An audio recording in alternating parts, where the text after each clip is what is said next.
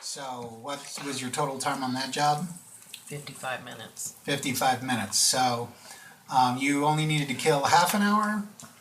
So we'll say that he gets done a half hour before you do. But I think it's probably a good time for the bus to come pulling up. And the first thing that can be, well, if you were looking at just the right angle, you'd see the barrel of the rifle come out, followed by this guy who is wearing, remind us again? A dashiki shirt, orange and blue. Over that, a brown jacket with sunglasses, a blue and orange bandana with sandals, blue jeans with colorful patches and embroidery. Okay. Veronik steps off the ship and he's wearing a tie-dye shirt with swirling colors, pinstripe pants, black jacket, black sunglasses, black bandana, sandals, rainbow bead necklace, and rainbow bracelets. wow. Okay. All right. You guys have been repairing these various subsystems that failed.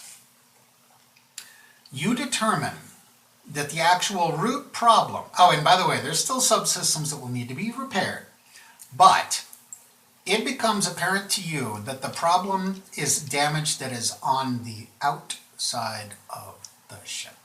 Okay. There is something damaged out there. Alright, let's Smell like weed. maybe we have a ladder, don't we?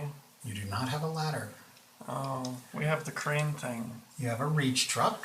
Okay, let's take the reach truck and go outside. Okay. And this reach truck rolling around in dirt doesn't work very well. It's got like those little caster kind of wheels on it. It needs the I have an idea. tank thing. So we get a platform that is explosive proof, and we put explosives under it, and then we would just blow it up and send someone up there. What Maybe could we should- possibly go wrong? Maybe we should take some of the fallen down trees and create some boards. Physics. Or we could ask Puck, so if he has some like platform stuff. Poxo I think points we over should, at Van, I think we should over to the ship, climb on top of the van, and get on the ship. Wow, you should get an experience Ooh. point with that. that's a good idea. Why don't you take a mark for Streetwise? Okay. At least you'll get something out of it. Alright, that's a good idea. Have a look at the ship. Have a look at the picture of the ship.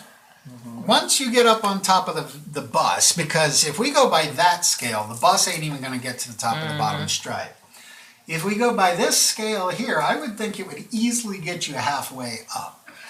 Well, if you did it on the front, it seems like it's short, so... Could be, yeah.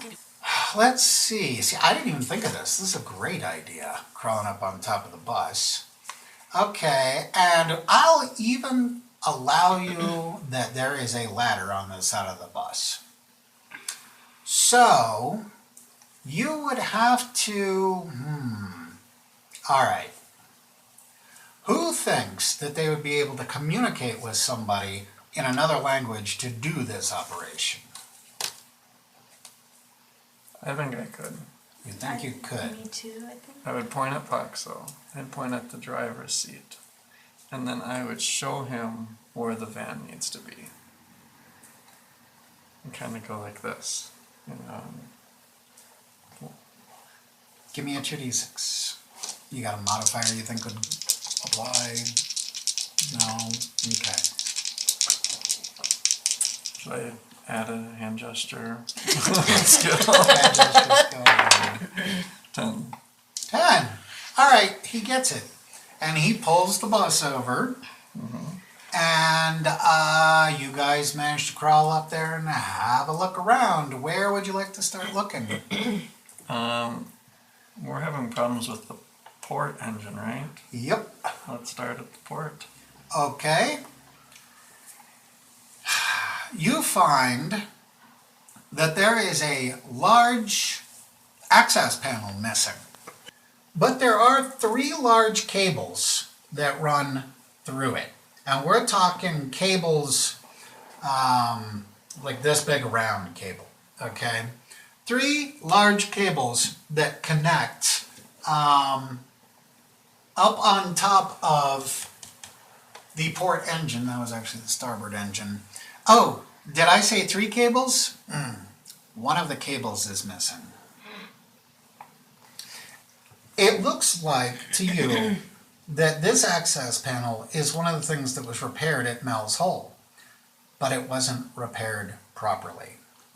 And it must have come, this panel must have come flying off at some point. And when that panel came flying off, sooner or later, that cable came flying out. Okay. Do we have any extra parts? Yeah, we do in the locker. Yep, spare parts are in the locker. We should go scrounging for spare parts. Okay. And how similar is the size of the panel to some of the panels that are on the inside of the ship? Not similar at all. Okay. Not to mention, this is the external of the ship. You 2 engineering people would understand it's got to be a different kind of metal than is used inside the ship. As you, I assume you want to get down off the ship and go look into the locker room. In the locker room, you do not find a spare cable. And you, of course, don't find a spare access panel cover. How about in our reach truck or trailer manual? No, no.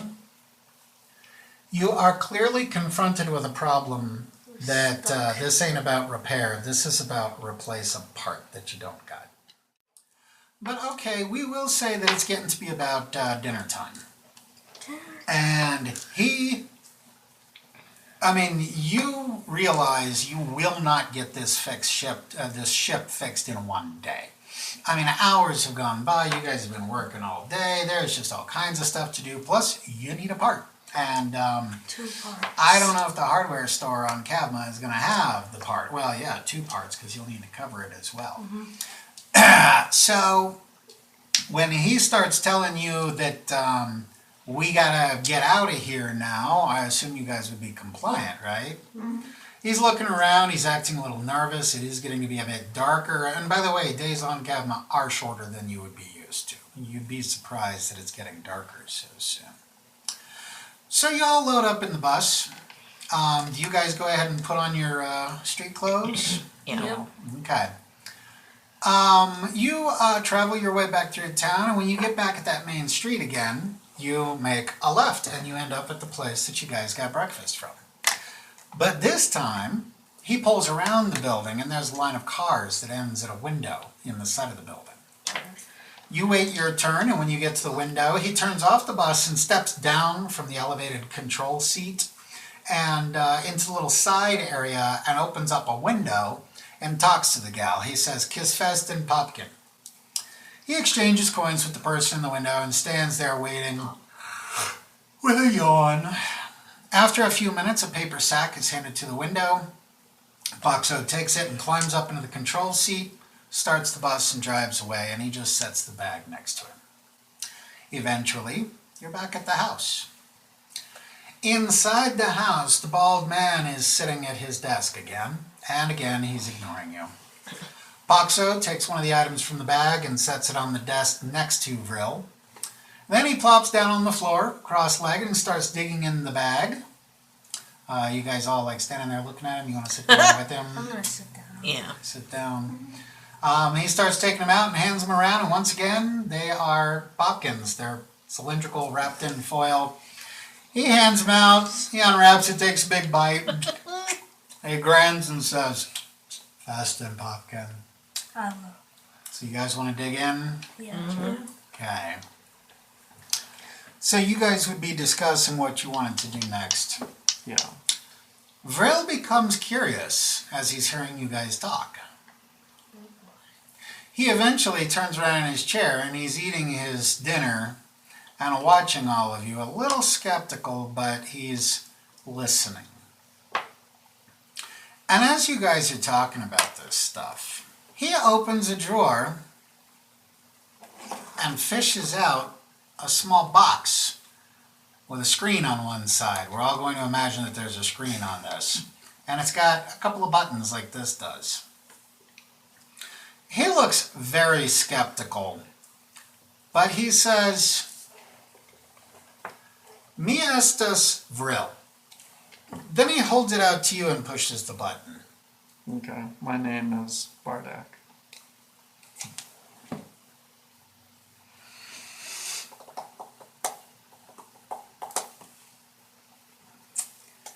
He taps the screen and hands it to you, and it's a picture of a circle.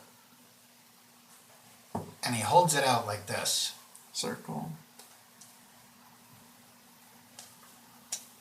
Taps the screen, and now it's a picture of a square.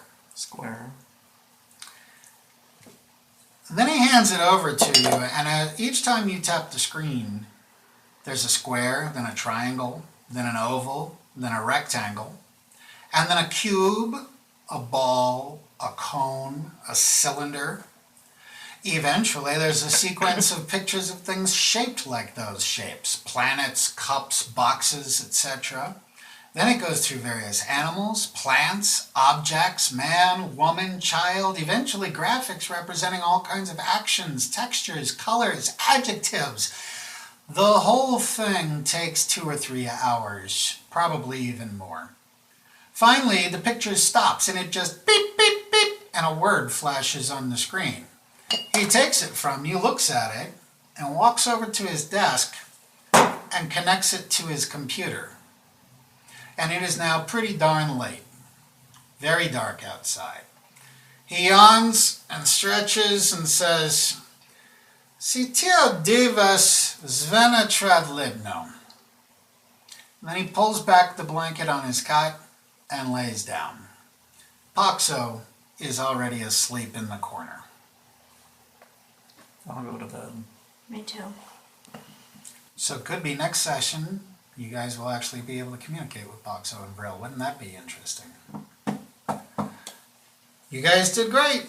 I appreciate all of you at the table, and yes, we're ending it early this time. And I'm going to make a habit of this sort of thing rather than try to artificially prolong it.